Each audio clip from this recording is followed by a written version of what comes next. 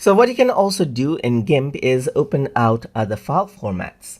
So to do that, if I were to go around onto file right here and then click on open, then what happens is that you can see that I can go around onto, let's say for example, the YouTube drive right here, and then I can go around and access out other files right here, just like this.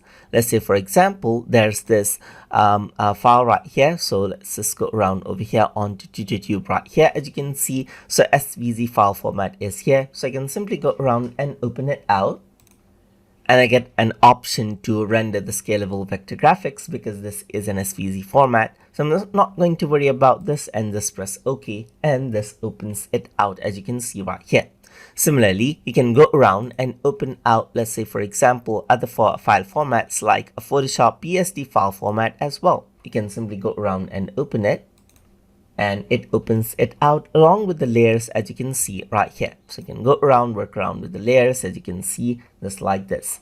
So if I were to go around onto open right here, you can see that I also have an option to show all files right here. So if I don't see all the file formats, you can also do that.